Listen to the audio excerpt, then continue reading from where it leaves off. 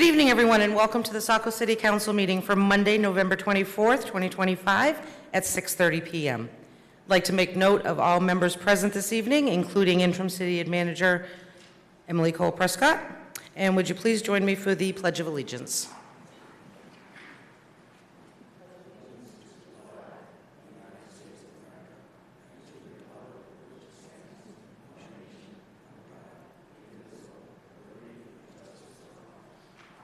Great. Thank you, everyone. All right, item number 4 this evening is general, and we do not have anything under that item. Item number 5 is committee correspondence to council. Are there any committee members wishing to speak? Councilor Hewitt. I just want to thank the Dyer Library for their preview gala this week. They did a fabulous job. The Festival of Trees is opened. It will be open November 28th to December 28th. And on December 7th, they're having a sensory family-friendly time from 10 a.m. till 2. Thank you. Anyone else? Councilor Johnston? Thank you. I've got several items. So the Traffic Safety Committee in BPED met last Thursday. It was a rather full agenda, as they seem to be quite often lately. And the majority of the requests, as they have been for safety infrastructure upgrades. I expressed at that meeting that it's become kind of increasingly difficult to administer or apply an arbitrary approach to, again, approving these. I think Councilor Hatch, you were previously on traffic safety with me when we had begun to look at developing policies. So I kind of had advocated for taking that back up with staff this winter, hopefully to come to real strong standard that we can actually implement. But I just want to keep council aware, because I know councilors themselves are getting a lot of these requests and they're trickling down to us. And unfortunately, you know, we had an instance where we had to table half the agenda. Then an update for the demonstration on Main Street.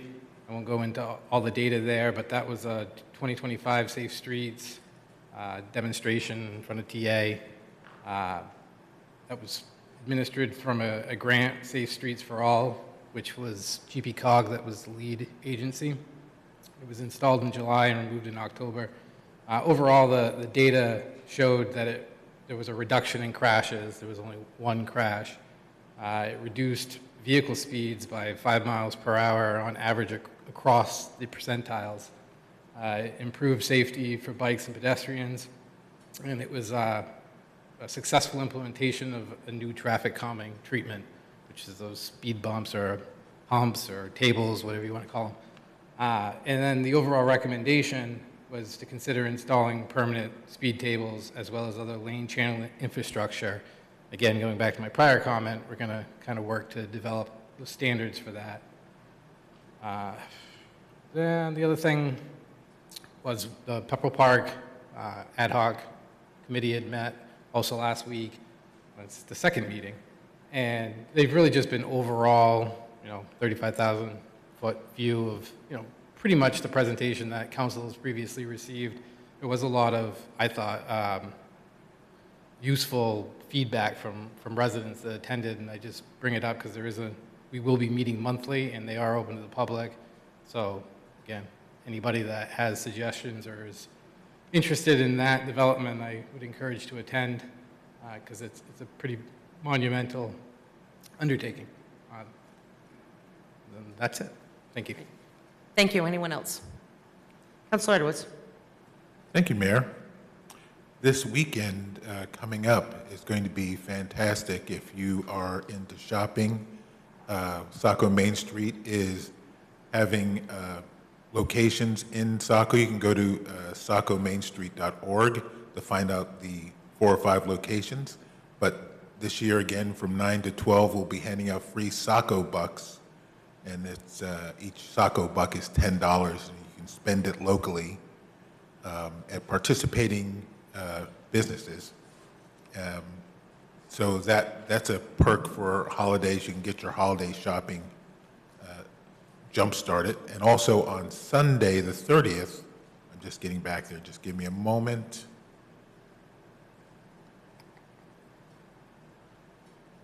Is the Main Street Market presented by Renewal by Anderson. It'll be at the Thornton Academy Linen Gymnasium, and that'll be going from 9 a.m. to 3 p.m. All sorts of craft vendors there for your buying pleasure. Thank you. Anyone else? Okay, not seeing anyone. Moving on to item 6, that is public comment.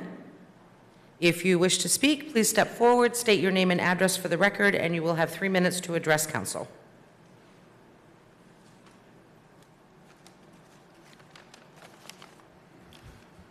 Thank you, Mayor McPhail.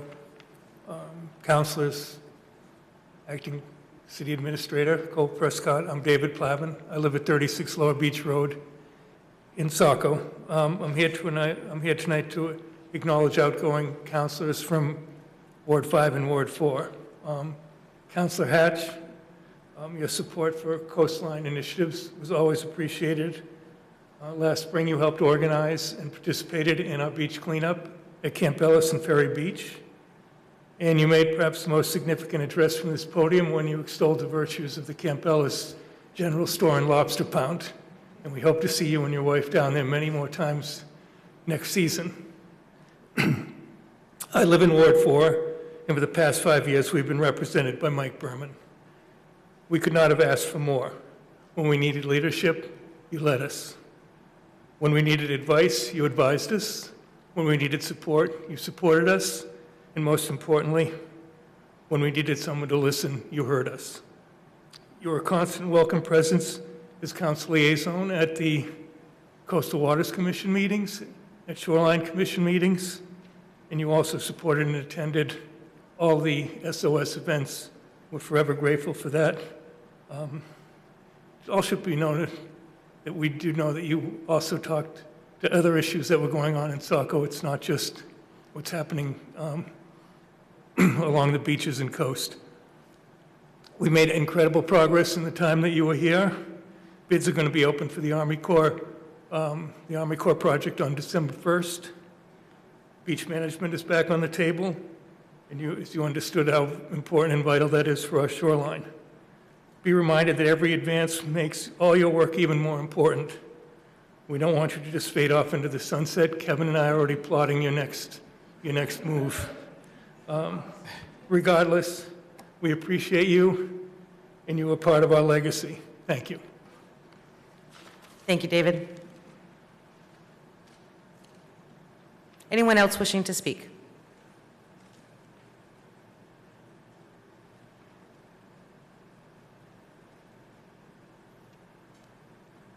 Hello, Kevin Roach, 18 Vines Road. Yes, I am here to say farewell to a couple of counselors and friends. But first, I do see contract zone cleanup items, which I generally support on today's agenda. I was on City Council for a couple of these contract zones. First, the Driscoll residence is cited in the court case example. While the description of all that happened is summarized in a high level, just remember it was originally done to right a wrong by the city. And I think you as councilors and elected officials always keep that in mind in your analysis. And where analysis can become paralysis, sometimes you're here to right wrongs and to speak, well, all the times you're here to speak for your constituents. And now that the state is requiring density and allowing multiple units on lots, I encourage the council to review such contract zones like the Driscolls to see if housing can be added. Unfortunately, my dear friends, the Driscolls, are no longer with us, so please be constructive here to resolve that property and others productively. The second contract zone I want to mention is the Ecology School. I voted to approve despite reservations of their financial capacity. It looks like the school cannot afford any part of the required turnoff lane, so financial capacity remains an issue 8 years later. The contract zone should reflect this reality, and the city should only allow for what infrastructure supports out there while still supporting the ecology school and the mission. Now, back to our departing city councilors. First, while I don't know all of you well, collectively, this council has been one of the most thoughtful, thorough councils in my time involved in city government, including, I do believe, our former councilors over here, Joe. Phil, you probably forgot more things in the financial realm that I could possibly learn in experience. So you never talk above your audience, and I know your ward, but I think all wards appreciate your leadership through some difficult development issues. As for my ward councilor, I can't say enough how much Mike contributed to our shoreline efforts as of SOS Saco Bay and the partnership he had with me on the schools, and I'm on the school board, in our new school setup, location, and constructions. Maybe 10 years ago when we were going through this, we weren't all on the same page, but just to get everyone together to move things forward, I credit Mike's leadership on that. And we're going to have bid openings on the Army Corps, and we're also going to have the ribbon cutting for school construction on December 4th. Thank you. And the best part about Mike is even though you not agree on every issue, we acknowledge that of all councilors and citizens, he would always search for that common ground to keep the issue moving forward, and I appreciate that. Mike will get this reference more, but I say to both, fare thee well, and don't feel like a stranger around the city, schools, and SOS. Thank you. Thank you.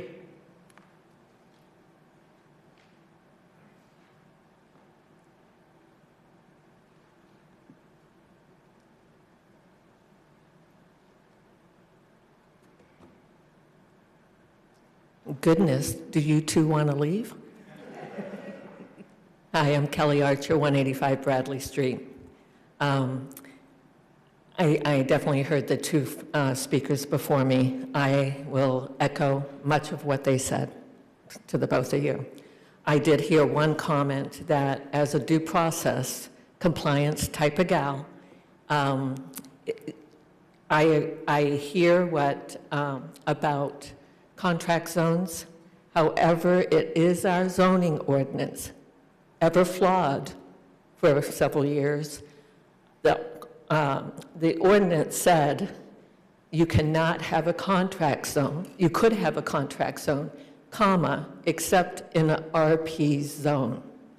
That is the crux when the conversation about the Driscoll property was being talked about. Our laws, local, says except in an RP zone.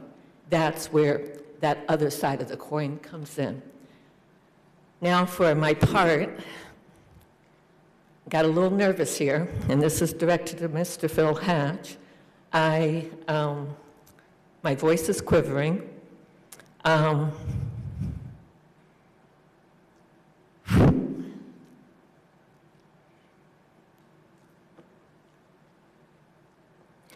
am here to, I wish I could do this ad lib, I gotta read it.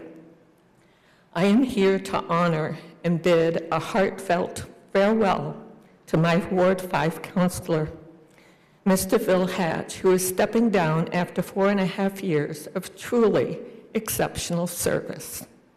Phil, tonight we reflect not just on your time in office, but on the profound manner in which you have served.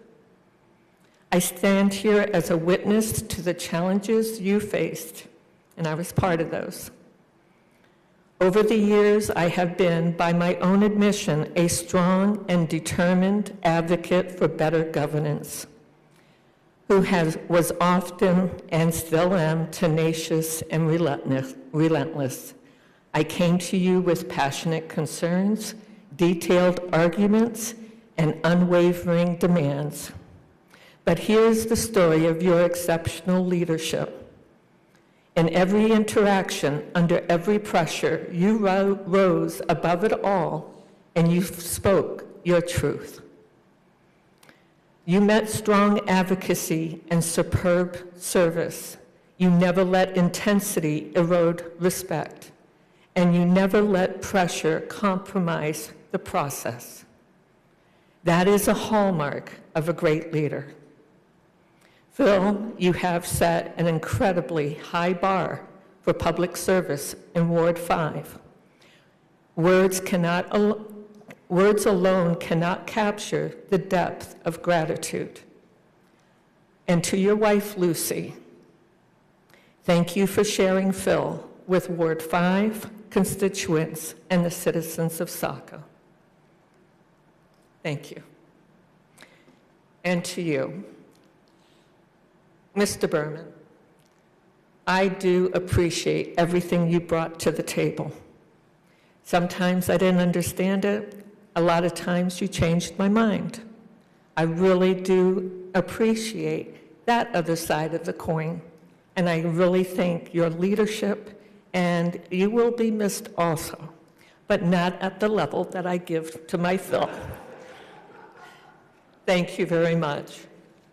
Thank you.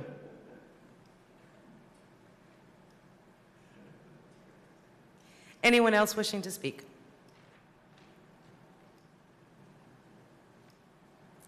Hi, good evening. Inga Brown, 161 Simpson Road. I'm not feeling sentimental tonight, so I'm going to just keep this really short.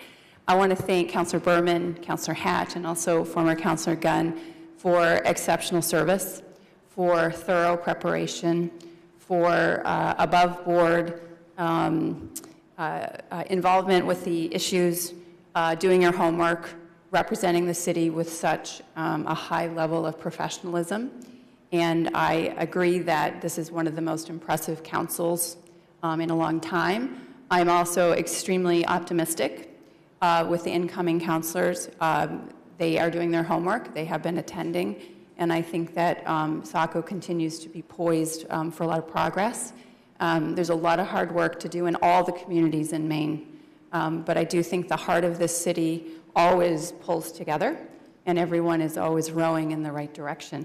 So thank you all for your time and your commitment. It's really appreciated. Thank you. Okay, anyone else wishing to speak?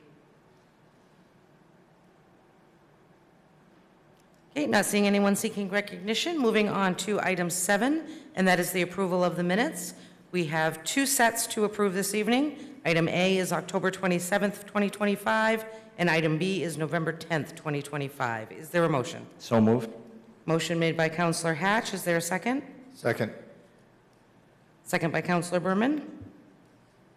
Any discussion or comments on the items? Okay, roll call vote. Councilor Edwards? Yes. Councilor Parks? Yes. Councilor Berman? Yes. Councilor Hatch? Yes. Councilor Hewitt? Yes. And Councilor Johnston? Yes. Motion passes 6-0. Okay, moving on to item B, that is the consent items, and we do have 2 items under this evening. Item A is the certification of election results for the municipal, general, and state referendum election held on November 4th, 2025. And item B is the application for a license to operate games of chance. Is there a motion? So moved. Motion by Councilor Berman, second by Councilor Johnston. Sure. I was going to request that we pull item A. Oh, that was my next question. Okay. Is there a request to move the items, Councilor Johnston? Okay, so you'd like to move item A? Please. Item A will now become item A under action.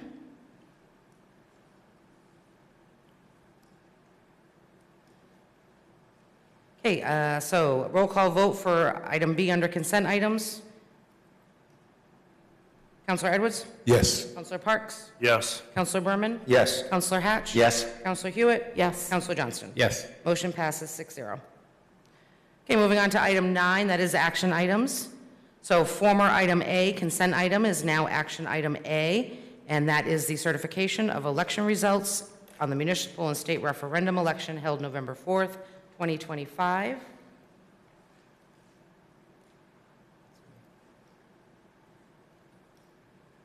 And that is Counselor Johnston. Thank you, Madam Mayor. On November 4th, 2025, a municipal, general, and state referendum election was held. The election results are being submitted to the council for certification as required by Section 7.03B of the Charter of the City of Saco. The warden and ward clerk positions that, that's funny, that are listed as vacant will come before the City Council as appointments at a future City Council meeting. Be it ordered that the City Council hereby approve the results of the November 4th, 2025 municipal, general, and state referendum election as presented. Move to approve the order. Thank you. Motion has been made by Counselor Johnston. Is there a second? Second. Second by Counselor Berman. Any comment or discussion on the item? Counselor Johnston? Yeah, my question, which I guess partly is answered in that narrative, is I wanted to be certain that I was reading the results correctly, where it stated, in various wards, there were vacancies, even though there were write-in ballots. It appears that is the case. And then partly I wanted to just bring attention to this, because this continually is an issue, where we have ward clerks and wardens that are vacant, and I was curious, maybe this isn't the time of year to do it, but going forward, if perhaps like the communications team could kind of highlight what it is those positions do, because they are very important positions that are often overlooked.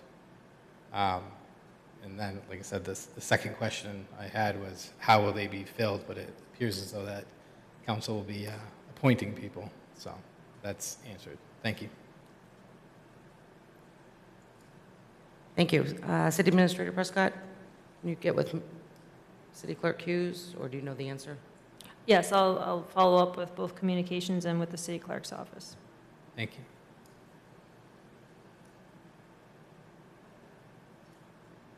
It looks like we have possibly 3 positions that will need filling. Okay, any other questions or comments? Roll call vote. Counselor Edwards? Yes. Counselor Parks? Yes. Counselor Berman? Yes. Counselor Hatch? Yes. Counselor Hewitt? Yes. And Counselor Johnston? Yes. Motion passes 6-0. Okay, moving on to what was previously item A is now item B, and that is the item tabled November 17th, 2025, one reading of the resolution regarding contract zones. Is there a motion to untable? So moved. Second. Motion made by Counselor Hatch, second by Counselor Johnston. Roll call vote. Counselor Edwards? Yes. Counselor Parks? Yes. Counselor Berman? Yes. Counselor Hatch? Yes. Counselor Hewitt? Yes. And Counselor Johnston? Yes. Motion to untable passes 6-0. Counselor Hatch? Thank you, Mayor McPhail. Over the course of several months, the City Council has reviewed the matter of contract zones with a specific focus on pre-January 2021 contract zones. After careful review, coordination with city staff, and consultation with legal counsel, the attached resolution has been drafted by City Attorney Leah Ration. City Attorney Ration is here in attendance to answer any questions. Be it ordered that the Saco City Council hereby approves the order relating to pre-January 2021 contract zones. I move to approve the order. Motion has been made by Counselor Hatch. Is there a second? Second. Second by Counselor Johnston. Any discussion or questions regarding the item? Counselor Johnston? Thank you. Just want to clarify, I think I have the answer to this, but since we do have legal counsel here and for the benefit of the public, since this was a question that came up frequently, it's my understanding that with the repealing of the zoning ordinance, these contract zones were repealed, which you have two issues. You have the zoning that we all can admit was no longer, or it's been changed to whatever the underlying zoning is. Then you have the contract agreements that either place restrictions on operations of those agreements or those, the use. And it's my understanding that to the best of our knowledge, those contracts are still enforceable, or we believe are enforceable. Is that accurate? Good evening, Madam Mayor, members of council.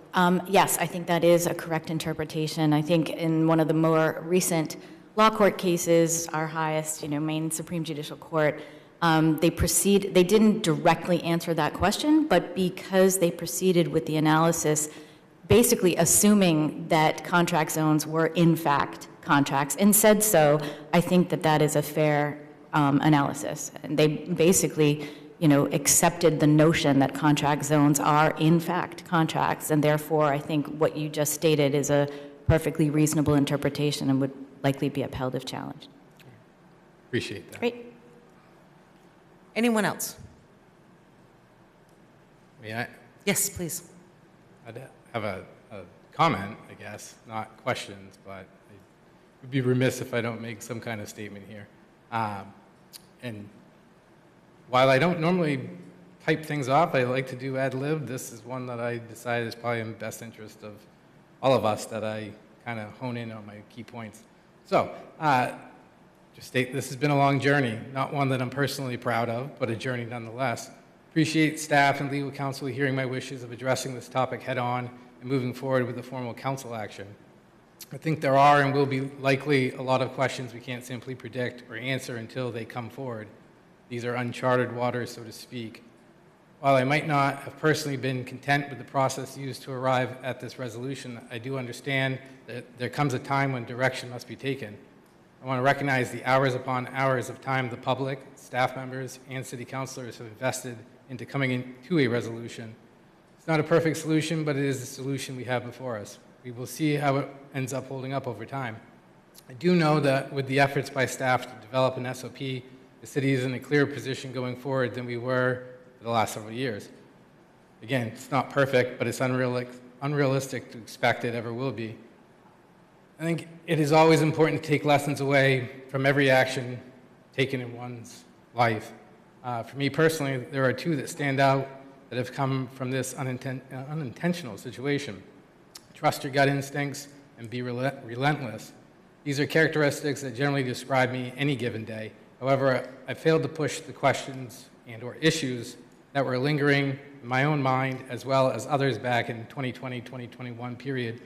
I allowed others to push myself and council towards completion of the zoning ordinance revision instead of putting forth a complete zoning ordinance. I shoulder that blame and apologize for whatever chaos that has or may cause going forward. I would say, let this be a lesson to other councilors, current and future. Act only when you are satisfied and ready. It's easier to fix at that time than years down the road. Lastly, one positive takeaway. Dating back to my first term on council in 2014, I stated the city had too many contract zones and were overly liberal with the application of them. I think this exercise has proven that. While contract zones are important tools to have available, they need to only be approved when a true public benefit can be implemented and a use can fit into an existing zone without total disruption to that zone. Contract zones, more often than not, create an unnecessary added layer of work for city staff that would not exist if not for approval of said contract zone. I am hopeful in the coming months we will address the changes to contract zone portion of the ordinance and set Saco up to be in a better manageable position going forward. Thank you. Thank you, Councilor Johnston. Very well said. Councilor Berman. Yeah, thank you. I agree with almost everything Councilor Johnston said, and I just also want to take the time to thank the staff and council and our legal advisors for putting hours and hours of work into this. I think it provides some closure and some direction forward.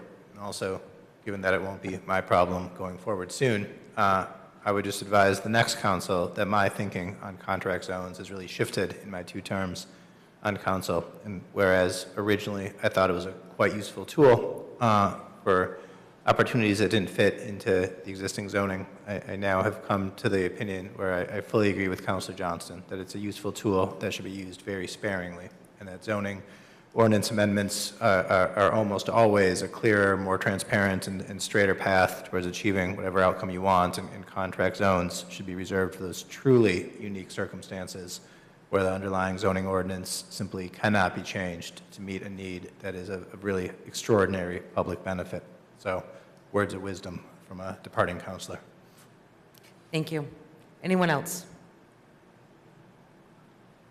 Okay, not seeing anyone seeking recognition. Moving on to roll call vote. Counselor Edwards.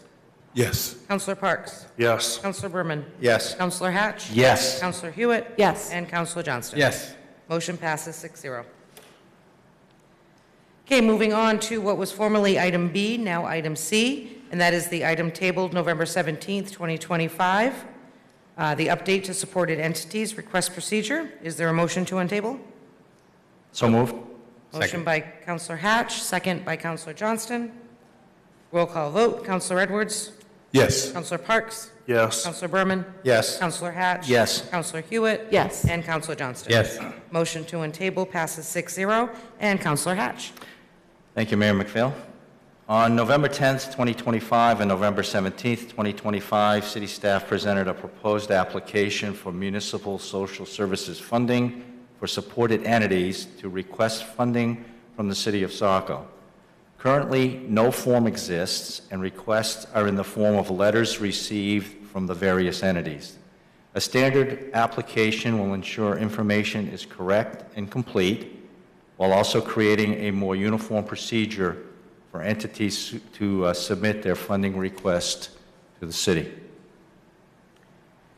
Be it ordered that the City Council hereby completes its final reading and approves the application for municipal social services funding as amended and included in the November 24th, 2025 City Council meeting packet. I move to approve the order. Thank you. A motion has been made by Counselor Hatch. Is there a second? Second. Second by Counselor Johnston. Any discussion or comments on the item? Counselor Hatch? Thank you, Mayor McPhail. For the record, I just wanted to acknowledge that I did submit some changes that I believe council was made aware of. My intent was to improve clarity, but not change intent, and I'm hopeful that that's what everybody observes. So I will assume that this vote, if it's approved, will include those minor syntax changes. And thank you. City Administrator? Yes, thank you. And I think that really those changes to Councilor Hatch's point are pretty minor language edits. So as long as there's no major concern from any of the city councilors, I believe we can make them as an amended edit this evening. Councilor Berman? Yeah, Madam Mayor, maybe we should just do a formal motion to amend to incorporate Councilor Hatch's comments as submitted. So I'd like to make that motion to amend to include Second. Councilor Hatch's. Yeah. Okay, a motion has been made by Counselor Berman, and that is to amend all of the requested changes? Correct, to accept Councilor Hatch's changes as submitted to the city administrator and forwarded to council. Thank you. And a second by Counselor Johnston? Okay, any discussion or comment on the amendment? Okay, roll call vote on the amendment only. Counselor Edwards? Yes. Counselor Parks? Yes. Counselor Berman? Yes. Counselor Hatch? Yes. Counselor Hewitt? Yes. And Counselor Johnston? Yes. Motion passes 6-0. Back to the main motion. Any additional questions or comments on the main motion? Counselor Johnston, then Counselor Berman. Thank you. Yeah, just briefly, I mean, I think this is a vast improvement from the process we were using previously. You know, I think it's thorough, but without being overly cumbersome, like you tend to see with federal applications. And of course, you know, it's something we can always amend going forward. So I'm sure we'll probably come to some event where we see an issue, but overall, I think it looks great. And again, I just want to thank city staff for taking this up as quickly as you all did. So thank you. Thank you. Counselor Berman. Yeah, thank you, Madam Mayor. I agree. I think this is a giant leap forward in bringing clarity and transparency and some accountability to the program. The list of supported entities has grown over my time on council, and we've gotten in the habit of simply renewing people's funding year after year without reassessing the benefits of that funding. And so I think this should help with that problem also. I do believe public nonprofit partnerships are really important, especially for those services that the city should provide, could provide, or can't provide, and need partners in providing them. And I think this is going to go a long way towards ensuring those dollars are well spent and supporting those entities which help further the city's mission and meet the needs of our citizens. So really, really good job, and thank you for taking this on. Great, thank you. Anyone else? Okay, roll call vote on the main motion. Councilor Edwards? Yes. Councilor Parks? Yes. Councilor Berman? Yes. Councilor Hatch? Yes. Councilor Hewitt? Yes. And Councilor Johnston? Yes. Motion passes 6-0. Okay, moving on to what was formerly item C, which is now item D, and that is a quick presentation of our quarterly fiscal year 2026 financial reporting.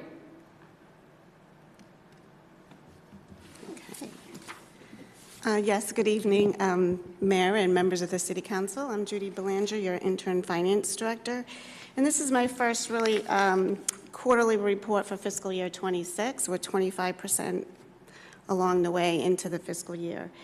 And as we look at the quarter one, you know, these quarterly reports are kind of like a high level trying to see if we're tracking for the fiscal year in revenues and expenditures.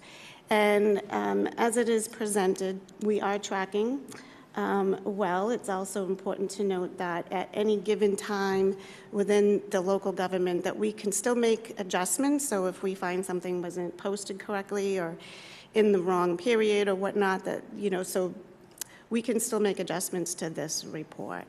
But I don't see any unforeseen issues at this time to address. So I'm happy to take any questions that you may have. Any questions or comments? Councilor Hatch. Thank you, Mayor McPhail. I do have a couple of questions, if I could toss them at you. Sure. Okay, great. And I'm going from top to bottom. A very good report. I like the conciseness of what you presented, and I think it's very helpful in these interim steps.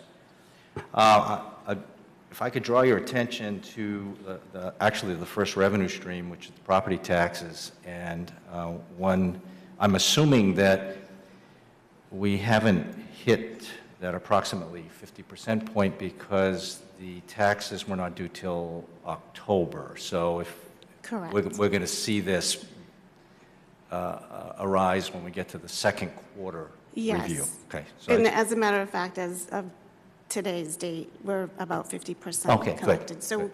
and Saco historically has, their collection rate has been extremely high, so it's continuing, so Good. that's good. So sometimes these questions I ask because I wonder if the public is yes, curious. yeah. So that's the answer I expected to get. Okay. So and I appreciate that. I think that's helpful. If we could jump down to the cable television franchise fees. Mm-hmm. I'm a little fuzzy on the nature of that fee and when it gets paid, and can you maybe just clarify that a little bit for us? Sure. So the cable franchise fees is paid or calculated quarterly. There sometimes is a lapse of when we receive that payment. And so this first quarter shows 0. And as a matter of fact, we just received, just came across the desk this morning, actually, Good the timing. first quarter payment, and that was about $52,463. So Okay, great. that will show up on the quarter 2. Okay, great. So Report. another timing issue there. Yes. Thank you for that clarification. And then down, a little further down, the Recreation Department, and I'm assuming those are user fees that we're trying to track there? And is that another timing issue, sort Yes. of? Yes, it is a bit of a timing issue, and when those revenues get posted, they get posted at the end of the month when the statements come in. And quick note, we did collect over 100,000 to date, or through October anyways, bringing that percentage up to about 14%. But I want to take another look at that. Historically, we're getting into the winter months, so the revenue stream is steady but a little bit lower. And then the biggest bump is about the end of the last quarter, April, Sure. May, and June. That would make sense as the So, summer season is approaching. yes. Okay. That's kind of what I thought, but I wasn't quite sure. And thank you again for that clarification. You're welcome. And then down at the bottom of the first page, welfare reimbursement, and maybe I'm reading this wrong, but it looks like after one quarter, we're 49% of the budgeted amount. And the first thing that comes to my mind, and maybe it's wrong, is that is our budget going to be sufficient? And if not, are we anticipating that maybe we're going to have to do a budget amendment later in the fiscal year? So that's sort of the high-level question, if you could address that. Right. So what happened with the welfare reimbursement historically in the past practice was that the revenue was booked at the time it was received from the state. And so this goes back, I think this kind of question or this area came up through the budget process when we were doing FY26 budget. And so I had a chance to kind of look back and notice that the state was a little bit lagging on some of the reimbursements, and what happened was it wasn't lining up to the expenditures within the same year. So I changed the practice to book the revenue, which is common, right? Book the revenue when it incurred, so when we submit it to the state, and set up the receivable, and then as the payments come in, it would offset the receivable. And then that way, it lines up within the expenditures that are paid out through that fiscal year, and it also doesn't shift revenues into the wrong fiscal year, which is kind of what was happening.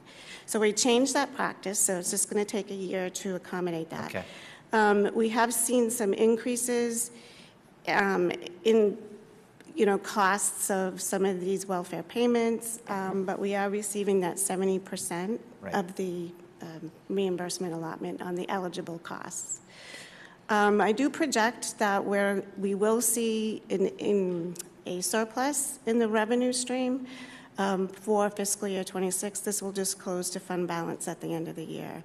But it is kind of in line, on the expenditure side, it's about $177,000 that was estimated for assistance. So that would bring in about, if everything was apples to apples, about $124,000. So there will be a surplus. But on the expenditure side, I think we're fine. Good. Okay. Thank you. Thank you for that. And last item that I had a question on was on the second page, the sale of city assets. And I know there's an asterisk there that talks about reflecting the sale of city vehicles and equipment through gov deals. Could you explain that a little bit? Sure. So this is another area that I changed the process. So past practice is wherever the asset lives, so if it was a police vehicle or equipment in public works, when these items, these surplus items aged out and we needed to get rid of them, we would advertise it on gov deals. And when the money would come in, it would go into the department in which the asset lived. It really truly is a city revenue, and so we changed that practice. So the income that has come in is just surplus vehicles, and mostly from the police department. Okay, so it's just a reporting. It is a reporting, yeah. change. Good. It truly is a revenue, so it should be booked that I way. agree with you. So Okay. that was a very productive change. So those were the 5 questions I had. But I did want to, since it is my last meeting, Judy, I just wanted to address some comments to you personally. Okay? That I just want to thank you for giving up your retirement to come help the city of Saco. Because all you've done since you've been here is to help us maintain a steady workflow in a department we're having some challenges that we're meeting, and we're going to get things fixed. But you've been that steady, experienced element that is really the glue that's holding things together. And, you know, I don't like to pick on our sister city across the river, but they quickly realized how important fiscal discipline is in a municipality and how it can quickly get out of control. And when it gets out of control, it's a huge problem. It's not only a problem for the day-to-day operations of the city, but it's also, you know, it's a problem for staff, it's a problem for the morale of the city. So I just wanted to thank you for being here with us. And if John Bohenko's out there listening, thank you, John, for bringing Judy to us. You know, I can't speak for my council colleagues. Actually, I think I can speak for my council colleagues and the citizens of the city of Saco. Your willingness to assist us is incredibly helpful. And I'm keeping my fingers crossed that we can hang on to you for another budget season, okay? So I'm your biggest fan. I'm going to be there clapping for you, okay? So thank you very much. You're welcome. I really have enjoyed working for the city of Saco. I think you're in a great financial position, which is always great to work for a community like that. I've really enjoyed working with all of you, and Emily and Ryan, and the department heads have been very helpful. So thank you. Thank you. Anyone else? Councilor Hewitt? Just a quick question. On page 47 of 62, on the bottom, it says total non-operating. There's a transfer to the schools, $10,580. Is that a standard, or was there something we needed?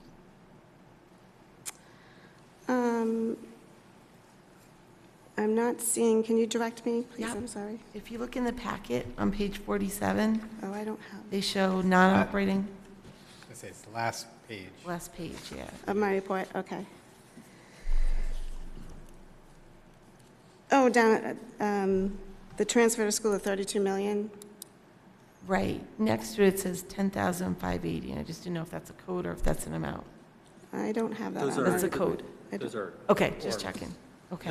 The org Oh, effects. yes. Okay, yes, got I'm it. sorry. Just That checking. was- okay. No problem. Thank you. Thank you. Councilor Johnston, did you have?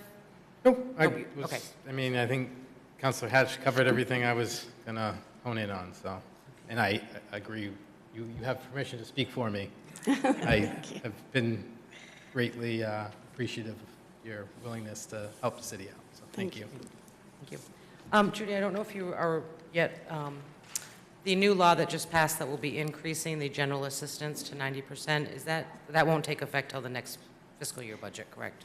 We won't see those increases? Not sure when the effective date is on that. Is that, We can check on that and just Okay. confirm. I think it was July 2026, but I'm not. I think you're right. Okay. May I make a quick? Yes.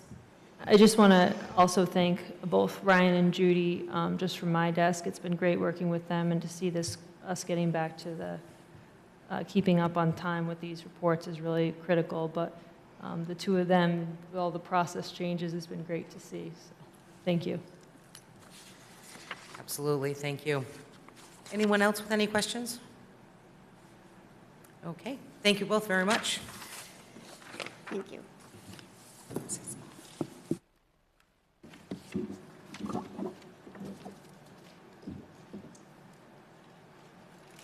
Okay, moving on to what was formerly item D, which is now item E, and that is the public hearing rescheduled for the proposed updates to Administrative Code, Chapter 4, Article 5, for departments and divisions, and that is Councilor Johnston.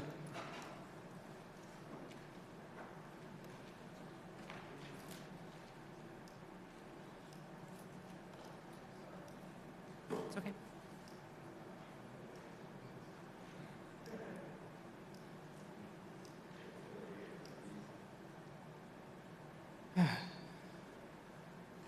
On October 25th, September 8th, October 20th, forgive me, I'll start again. On August 25th, September 8th, October 20th, enough from the peanut gallery, and November 10th, city staff presented proposed updates to Chapter 4, Article 5, Departments and Divisions of the City Ordinance, along with a crosswalk document for reference. The purpose of this initiative is to update the ordinance to reflect current operations.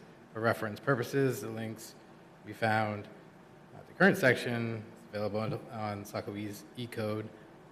Staff recommends the City Council reschedule the public hearing until December 8th, 2025. I move to reschedule the public hearing to December 8th, 2025. Thank you. Motion has been made by Councilor Johnston. Is there a second? Second. Second by Councilor Edwards. Any discussion or comment on the item? Okay, not seeing any. Roll call vote. Councilor Edwards? Yes. Councilor Parks? Yes. Councilor Berman? Yes. Councilor Hatch? Yes. Councilor Hewitt? Yes. And Councilor Johnston? Yes. Motion passes 6-0. All right, moving on to item 10, that is new business, and we do have one item. So we do have a presentation by Public Works, Director Moore for sidewalk plowing.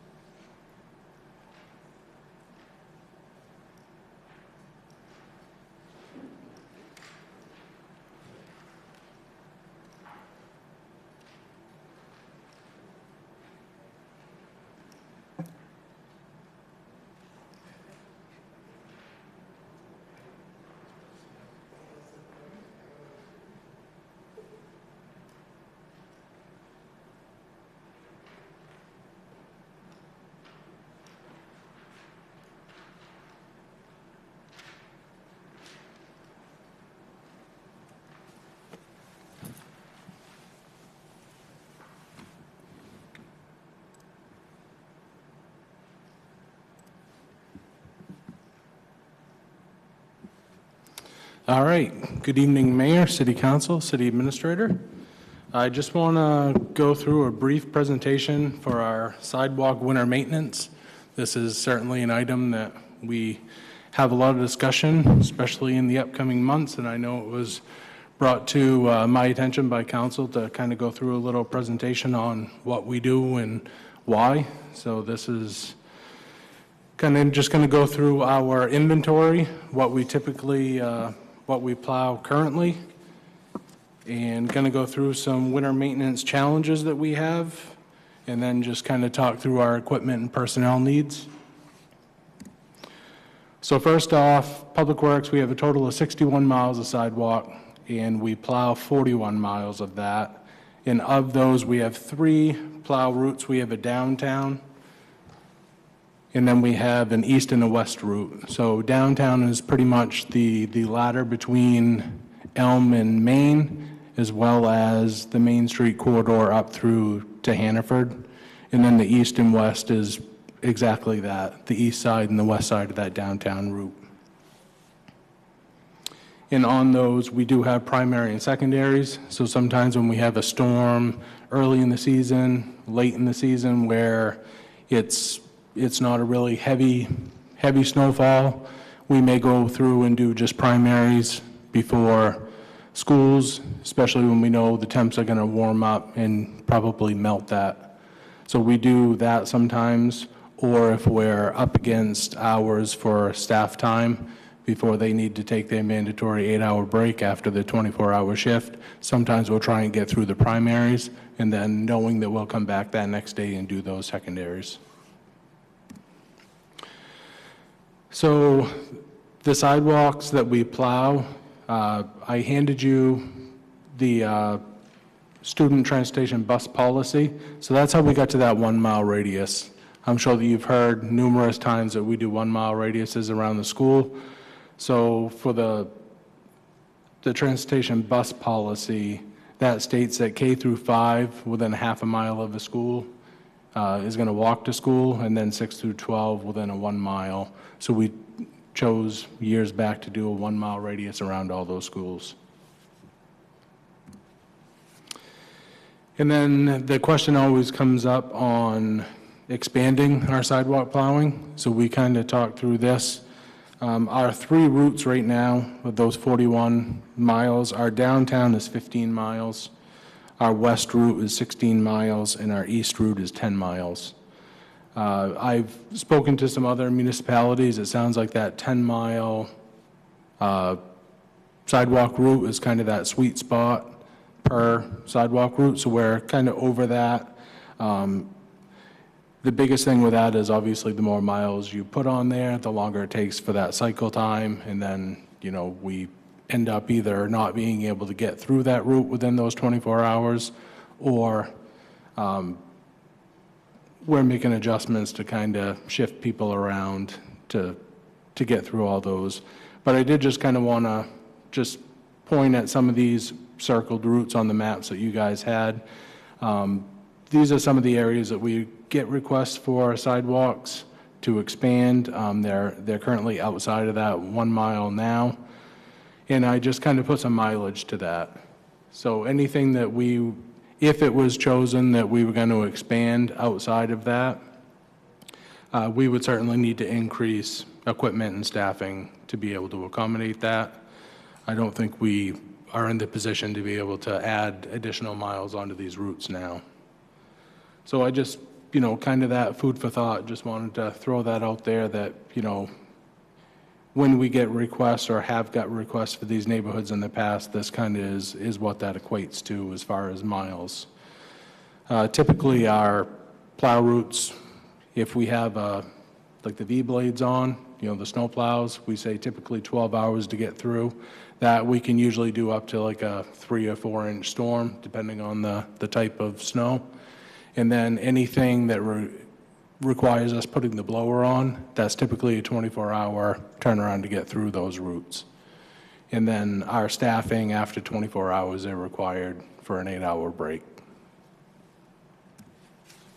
And then some of the challenges on, you know, some of those areas, as well as we do have a few areas within that 1 mile radius that we just can't physically get to. One good example, you know, Ross Road has come up in the past. We have a narrow sidewalk. There's one area that we don't have 5-foot clearance around a utility pole. They're actually replacing the utility poles up there, but there's still 2 utility poles that have guy wires that don't give enough clearance for the sidewalk machine to get through. It doesn't have, the new poles have the standoffs with the, you know, the yellow, and then it kind of goes down. So we will, once those utility poles, the old ones get removed, once all the utility companies change over, but we still have one area that we don't have 5-foot clearance. And I know right away is tough there. We'd have to look at that to see, you know, can we get that area expanded so that we would have that 5-foot clearance.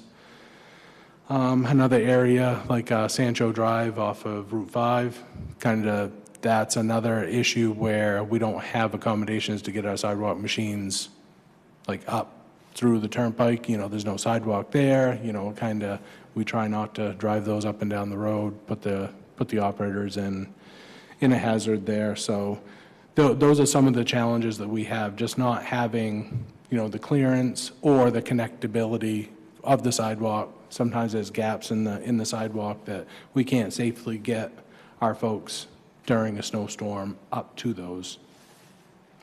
And then the other thing that I kind of talked on is the length of the routes, increasing the cycle time if you were to add mileage to them, and then our staffing levels. For a long duration storm, oftentimes if it's a storm that's going to last over 24 hours, we're splitting our staffing. So we're making accommodations a lot, oftentimes using those sidewalk operators in a plow truck because we need to obviously get the roads cleared first before we can focus on those sidewalks. And this is just a breakdown of our personnel and equipment. So pretty much we have 21 plow routes and we have 22 employees that do snow and ice control out of our department. We were able to get, or we have been getting one truck driver and one laborer from Parks and Rec. So we throw them in the mix to help out. And currently, Public Works, we're still advertising for one truck driver and one seasonal position. So we're kind of down 2 positions where we'd like to be, but we're definitely better than we were 3 or 4 months ago. So I have no, huge concerns with those 2 vacancies. We actually have been actively interviewing. We've been having applicants come in, so we're hoping to get a couple more people on board before the snow comes. So typically, our plow ratio right now is 1 employee for 1 route. Ideally, 1.5 employees per route will help staff some of those longer duration storms. So we can certainly be, thinking about ways to, potentially increasing some staffing levels to help with that winter maintenance, and that could even be some shared positions with other departments that, we need in the winter. Maybe facilities need somebody in the summer. So we'll certainly be talking to you come budget season on some of those items. And that is all that I have. Are there any questions? Thank you. Councilor Berman, then Councilor Johnston. Yeah, thank you, Madam Mayor. Thank you, Director. Really useful presentation, a lot of information. Appreciate it. One of the messages that I kind of heard is that our sidewalk plow routes are already a little bit long compared to best practices. I know one of the initiatives of the BPAC and I think Council is to improve complete streets and sidewalk building and to expand the sidewalk network in order to reduce some of our congestion. What's that look like over the coming years? Are we talking about having to expand the equipment and personnel as we add to our sidewalk network? As we add to the sidewalk network, is just a foregone conclusion that it can't be plowed? What do the next couple of years look like? Yep, so one example would be, the road that we accepted last meeting. That was roughly a half a mile of sidewalks that we accepted. That's within that 1 mile radius. So these are, the conversations that I'm glad that we're having. I think that down the road, as we build out, as we accept more city streets, then I'll certainly be coming back here and, talking about expanding those resources in order to be able to still provide the service that we have been with the additional mileage that we're accepting. And we do have, down the road, we do have the transportation master plan that we're hoping to, kind of build on, the network can make more connections. So that all factors into, staffing levels. Yep. Councilor Johnston? Thank you. Not so much a question, but I guess a comment to the council. Well, first of all, I appreciate the discussion and the overall review. I think it's important for council to understand, as well as the public. This has come up several times during my time with the city, so I think it's nice to finally have an actual map to look at and understand where what was largely a verbal policy that's been cited for decades, where it originated with. But I will say that, I remain committed to focusing on the bulk of our efforts in our core centralized areas where we have the majority of density and traffic movement. And again, as I've said, and this isn't disparaging of all the hard work that DPW does, but they've been stretched thin for as long as I can recall, and I'd like it to get to a point where we're providing exceptional service in those core areas, before we go out and start expanding into subdivisions that are far away from that core location. But again, it's certainly something to continue to monitor.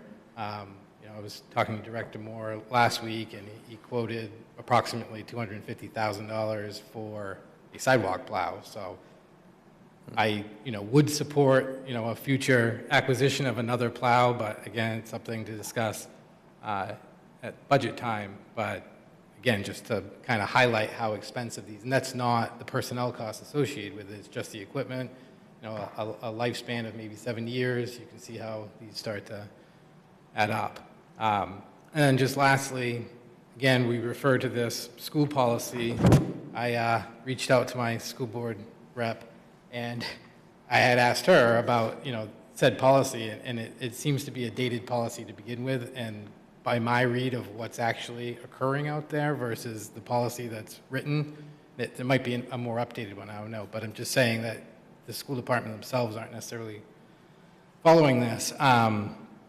So going back to my comments about traffic safety, I think it would probably behoove of council, along with staff, to kind of come up with what our sidewalk policy will be, because there's no indication that, well, if by all accounts, judging by how many people come and go through council and city staff, it would be good to have a policy where we can not go. Well, how did that come about?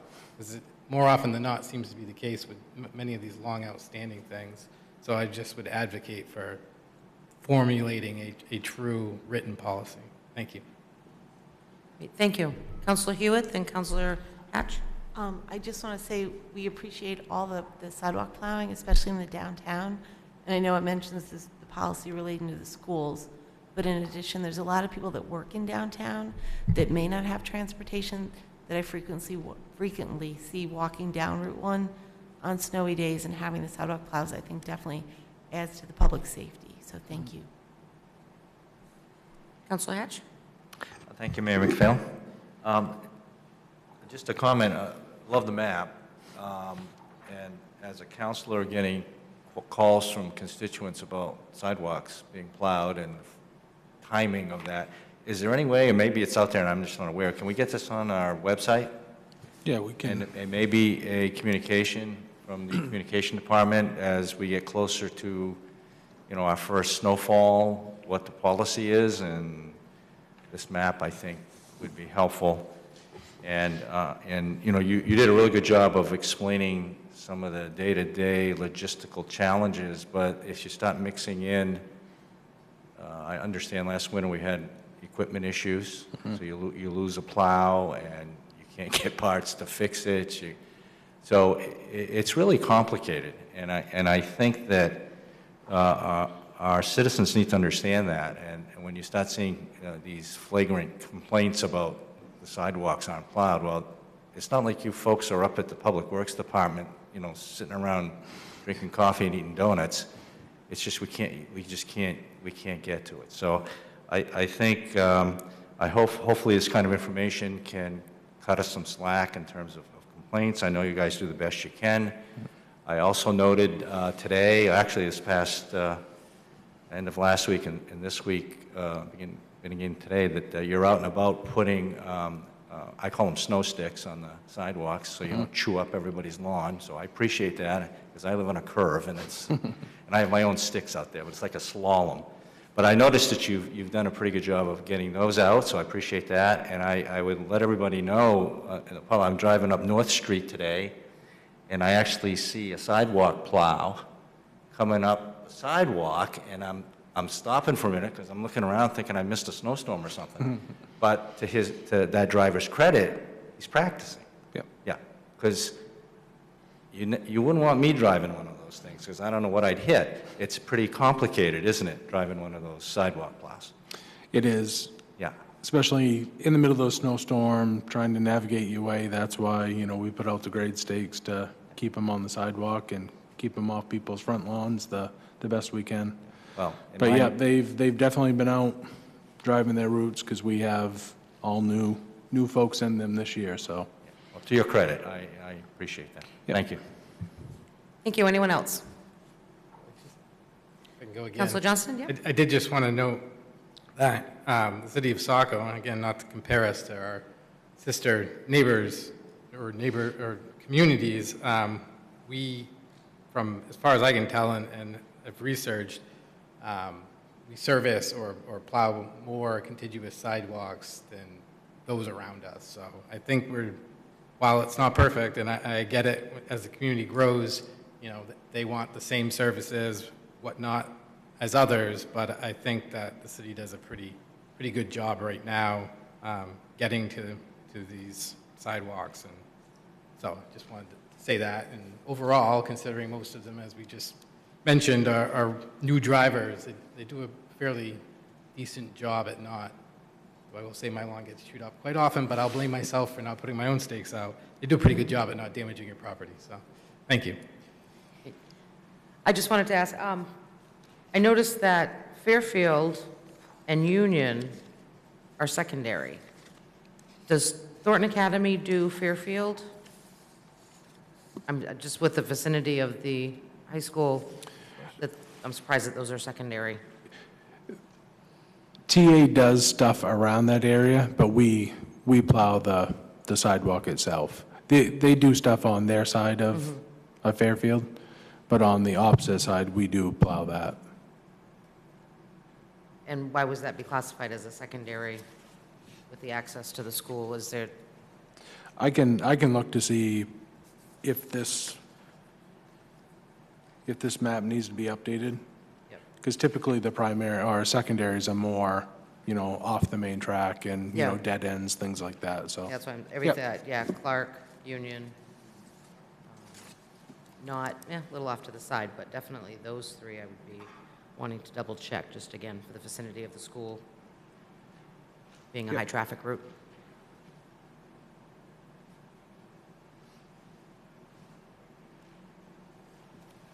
And then I wanted to ask, I know last year we put a little bit of emphasis on parking bans.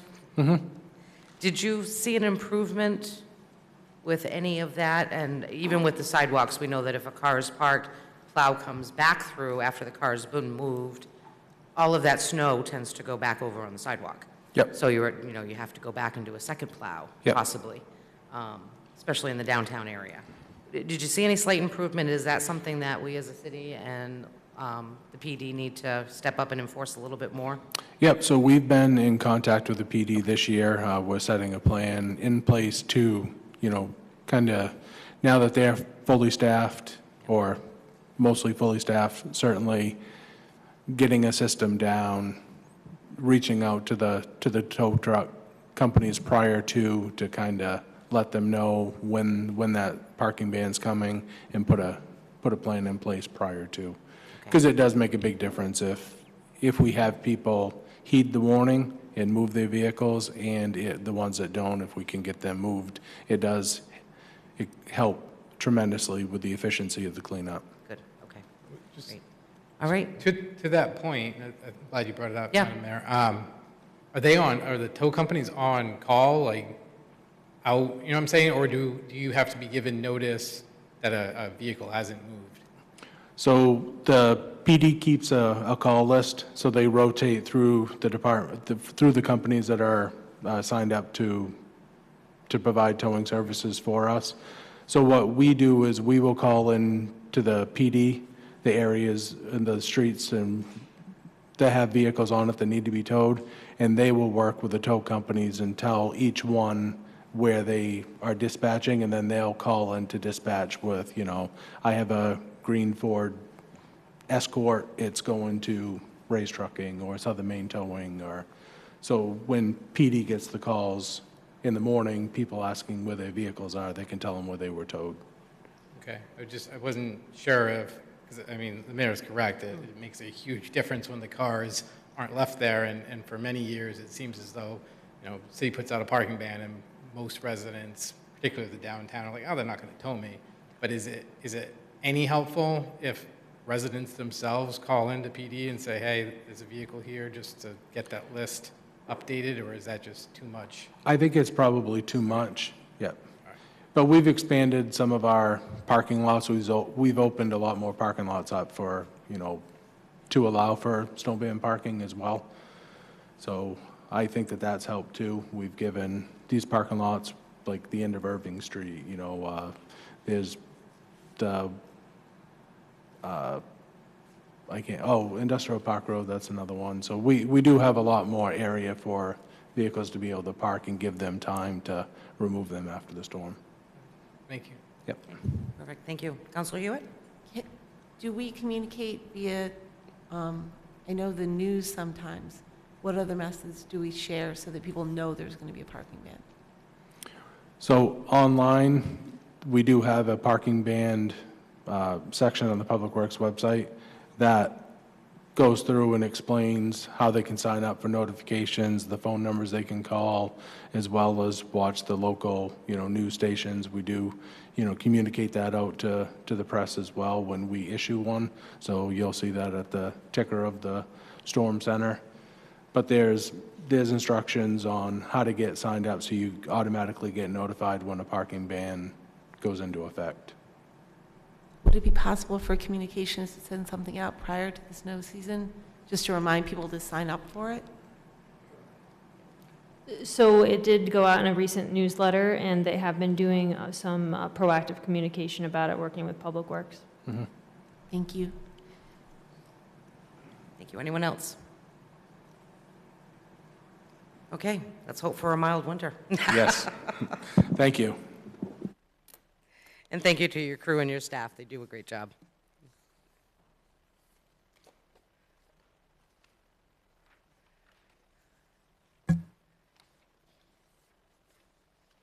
Okay, that completes new business.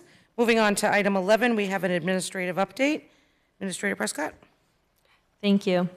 Candidates are confirmed for the Ward 3 special election. Nomination papers have closed for the January 13th special election to fill the vacant Ward 3 City Council seat, and 2 candidates have qualified for the ballot by submitting at least 35 valid signatures from Ward 3 voters, and those candidates are William P. Doyle and Robert G. Henry. Election day is the 13th from January 13th from 7 a.m. to 8 p.m. Voting will take place at the Saco Community Center at 75 Franklin Street. Only Ward 3 voters may participate in this election. Absentee ballot applications are available now. You can download an application at sacomaine.org/elections or pick one up at the city clerk's office during regular business hours. In-person absentee voting begins on Monday, December 15th at the city clerk's office. Sample ballots will also be available at that time. The last day to request or vote absentee in person is Thursday, January 8th. And for more details or to contact the city clerk's office, please visit sacomaine.org/city clerk. Annual dog licensing is now open with online services available through January 31st. Licenses are issued for 1 year, expiring on December 31st. We encourage dog owners to plan ahead and renew your dog's registration before it expires at the end of the year. You can save yourself a trip to City Hall by completing the process online through the State of Maine Dog Licensing webpage, which you can find a link to on our webpage at sacomaine.org/dog license. We had a great ribbon cutting November 20th to celebrate the new mural at Saco Community Center. I encourage you all to go take a look at it. There's fun interactive challenge involved as well, so you could read more about that in the report here. It's located next to the playground and splash pad at the Saco Parks Garage, and the mural was painted by Maine artist Spencer McLeod, a painter based in Kennebunk, and was brought through the Saco Arts Commission and in partnership with Saco Parks and Rec. So I encourage you all to go take a drive out and see it. Saco Island signal anticipated to come online toward the end of 2025. We're pleased to share that the new traffic signal at the intersection of Main Street and entrance to Run-of-the-Mill on Saco Island is on track to be fully operational toward the end of the year. The mast arms, enhanced traffic signals, and upgraded traffic cabinets are now in place with major progress toward activating the new system. Before the signals can go live, the contractors will complete work at nearby signal cabinets to enable the new traffic signal to communicate with the other intersections along Main Street. Once these connections are complete, the new signal will enter a brief testing phase using flashing lights before becoming fully active. Please note all work is weather dependent and the schedule may change. We appreciate everyone's patience and we look forward to a more efficient intersection. The Saco Festival of Trees, celebrating the holiday season at the Festival of Trees located at the Dyer Library and Saco Museum from November 28th to December 28th. It's free to the public and opens the day after Thanksgiving, and you can see more at Dyer Library, sacomuseum.org. And just a reminder of the upcoming holiday, City Hall will be closed Thursday the 27th and Friday the 28th in observance of Thanksgiving and Thanksgiving Friday. We wish you all a very happy holiday. Great, thank you. Any questions or comments for the city administrator? Okay, not seeing any. All right, moving on to item 12, that is council discussion and comment. Councilor Hewitt, then Councilor Johnston. Councilor Edwards. Before I move on, I'd like to take a moment and thank Phil Hatch as someone who's given our community a remarkable gift. His time, his thoughtfulness, willingness to mentor new colleagues, and his steady commitment to doing what's right for Saco. Phil, your service on City Council has been marked by integrity, patience, and a true desire to make decisions that lift up every resident. You've asked the hard questions, you've shown up when it mattered most, and you've brought a calm, level-headed presence that helped guide us through more than a few tricky chapters. Your dedication hasn't just shaped policies, it's shaped trust. And that is no small thing in a local government. On behalf of a grateful community, thank you for your service, your leadership, and the countless hours you've devoted to making Saco a better place. We appreciate you more than you'll know. Now, on to Councilor Bergman.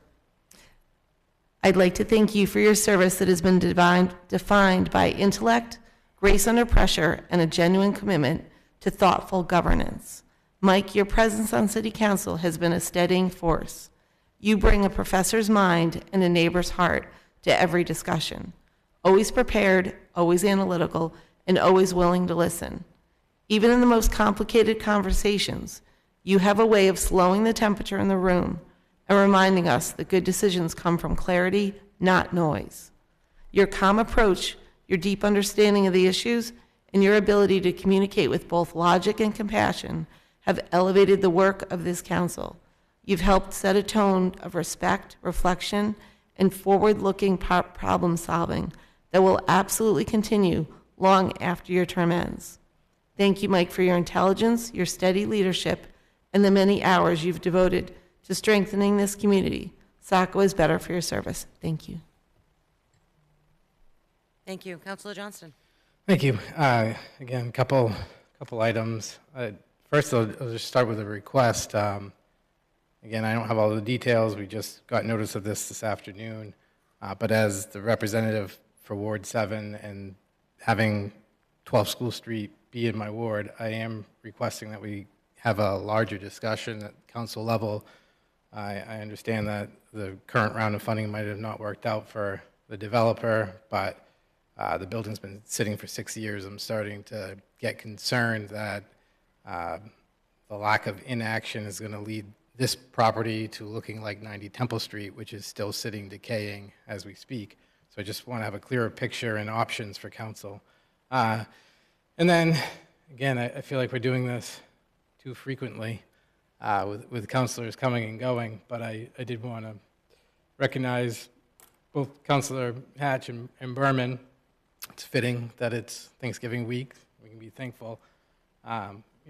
Council by design is elected by ward to ensure a diverse representation. I've served with approximately 20 different councilors to date. I could be off, but that's what this afternoon count gave me.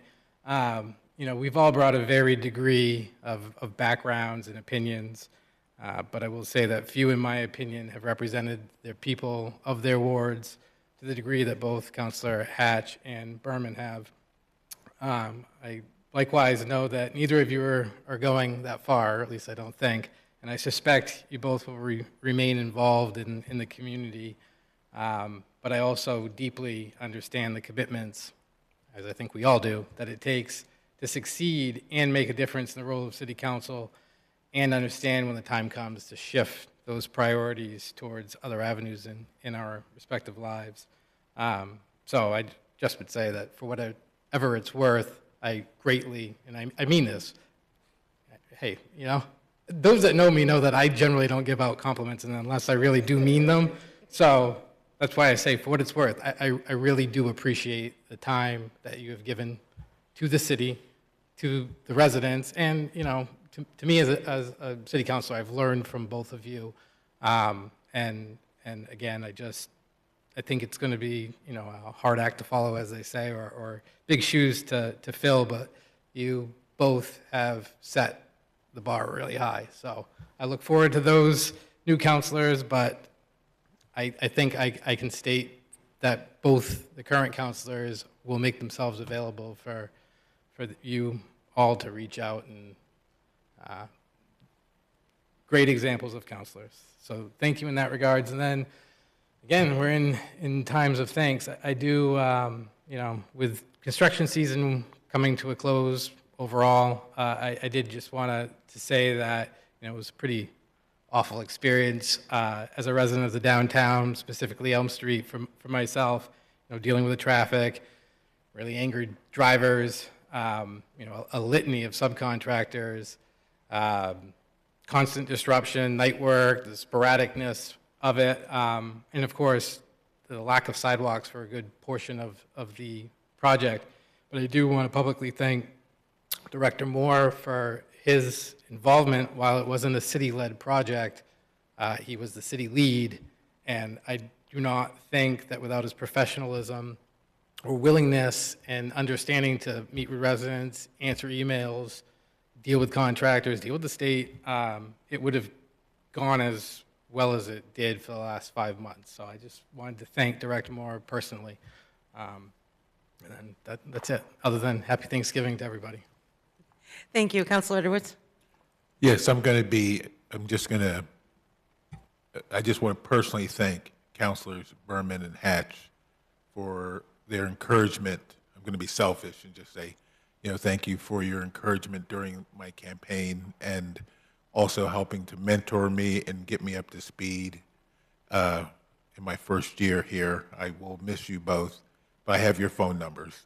So, and I know where Florida is, so if you if you travel far away, I'll know where to find you. But yeah, thank you so much for your help and encouragement. Great, thank you. Anyone else? Councilor Berman, then Hatch. Sure, thank you. It's my last meeting, so I'd just like to take a minute to say a few things. It's been a real privilege to serve, and I'd like to note that I've served with a couple different councils, and the councilors have come and gone, but I've learned from all of them that there's just not a group of more passionate and compassionate and service-minded individuals who bring just an incredible amount of love for the city and dedication to public service, and it's just been inspirational and educational, and this council, it's just wonderful people to work with and great colleagues. I've served with a couple of mayors, both of whom have been smart and shown leadership and served as mentors and just taught me tremendous things, and has also been a privilege. We've had a couple city administrators. The current one might be my favorite, but we've also shown great leadership and dedication and just a passion for the city. The public, the citizens of Ward 4 who've trusted me, thank you for your support. The emails and messages and phone calls and pats on the back over the past couple weeks they've really lifted my spirits. So thank you all. It's tremendously rewarding. And for the coastal residents, especially SOS Saco Bay has your back. They do tremendous work, have been extraordinary partners. For whatever they said at the beginning, they've held my feet to the fire every step along the way with burning hot coals underneath. So tremendous partners and advocates for you guys. You should appreciate them.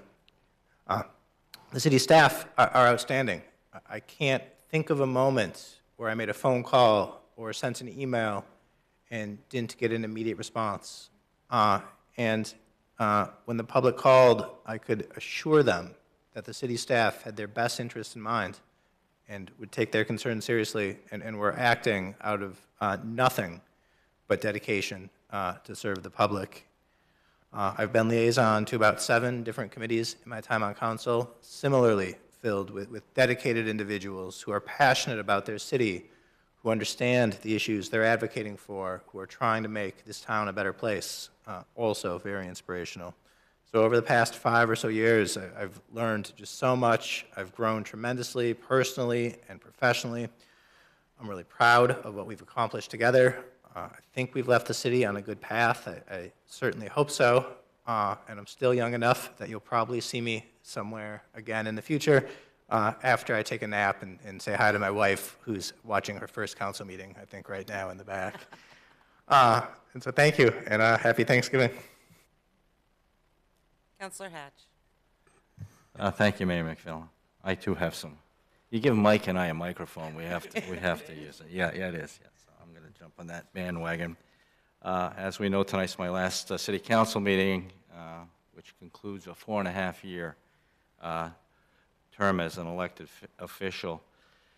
After an initial at least for me, somewhat rocky start. I believe I'm ending my term on a very positive note. I've worked pretty diligently to help improve city governance, collaborating with the current mayor and city council, who I really respect both, to resolve longstanding issues, some of which were built up long before I arrived here on the council. So it's been a pleasure working with all of you, but the work isn't finished. And we've made some significant progress, but it isn't finished yet.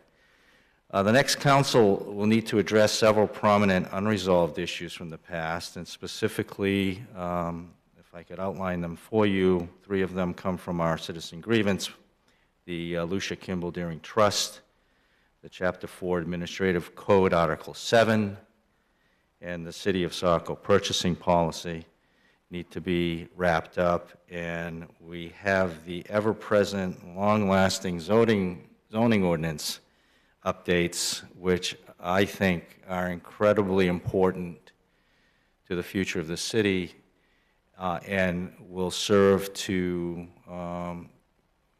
repair, refix, or whatever some of the shortcomings of the new ordinance that was approved. So there's work to be done, so hopefully the incoming council can move that forward. Over the next month, we'll also welcome a new city administrator and 3 new city councilors. It's my sincere hope that the progress we've all made so far will not stall, or even worse, be reversed. For the sake of progress, we need to get all of these issues in our collective rearview mirror. I plan to stay an active advocate on the other side of the dais in hopes that we can collectively resolve these issues satisfactorily. I would like to point out just a couple of folks to thank specifically. I'd like to give a shout out to Councilor Johnston and former councilor and now state Representative Archer.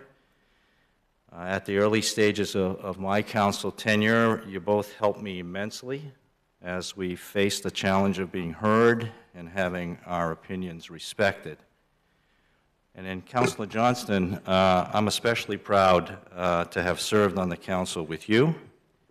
Your service to our country as a United States Marine, along with your lengthy service to the city as Ward 7 councilor, reflects the steadfast commitment to civic duty, to preparedness, the dedication, and a desire to do what is in the best interest of the citizens of Saco. And I feel like these are qualities we both shared. So I look forward to what I hope will be our continued collaboration. You do have my phone number. Mayor McPhail, it's been a privilege to serve under your leadership as the city's first female mayor. I am thankful to have worked alongside you and been part of that historic event. As mayor, you brought a much-needed sense of transparency, openness, respect, and teamwork to city governance. Your engagement with the community as the face of the city is truly exemplary. So I also look forward to what I hope will be our continued collaboration. Finally, I just want to thank the citizens of Ward 5 for allowing me to represent you in city government. I sincerely hope that I have served you well. So happy holidays to all. Thank you. Thank you. Anyone else? Councilor Parks. You know, when I began this journey to city council, the very first person who reached out to me was Councilor Phil Hatch, actually. I remember that very specifically. That's the moment that it felt real for me. I feel emotional saying goodbye to him in this instance, but it won't really be goodbye. He'll be around, but in the sense of council. And, of course, Councilor Berman, I consider him to be a very good friend. He bought me a lemonade once. I was very thankful for that. You know, I thank them both for making themselves available to me during my 1-month tenure as a freshman counselor before Councilor Hewitt came on. And I look forward to catching up with them, and I hope at some point they could meet Rosalie when she comes along. So I'll see you guys later. Adios, amigos.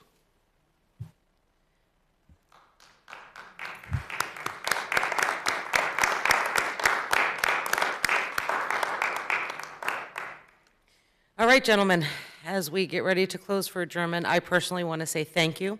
I'm going to keep it short and sweet tonight. Thank you. I appreciate your hard work and dedication, and I am saving all of my comments for December 1st. So be prepared. So with that, yes, just a reminder, December 1st, our next meeting is the inauguration and swearing in of our new two counselors. And with the last seating of Counselor Hatch and Counselor Berman, we will have a small reception from 5:30 to 6:30 before the meeting officially starts with the swearing in and our annual standard training that we do with the school board members. So hopefully, if you would like to come and say goodbye and welcome to our two new ones, that will be December 1st, 5:30 to 6:30. All right, is there a motion to adjourn? Oh, Counselor Hatch, Hewitt. Sorry, I forgot something. I just want to congratulate the TA football team on winning state championship. There'd be a very angry lineman if I got home and forgot that. So, thank you. All right, is there a motion to adjourn? So moved. Last motion made by Counselor Hatch. Is there a second? Second. Second by Counselor Berman. Roll call vote. Counselor Edwards. Yes. Counselor Parks. No. Counselor Berman. Yes. Counselor Hatch. Yes. Counselor Hewitt. Yes. And Counselor Johnston. Yes. Motion passes 6-1, and I will tell you this is the most comical of councils. Jeff, remember that. All right, ladies and gentlemen, good night. Have a good evening at 8:06, and happy Thanksgiving.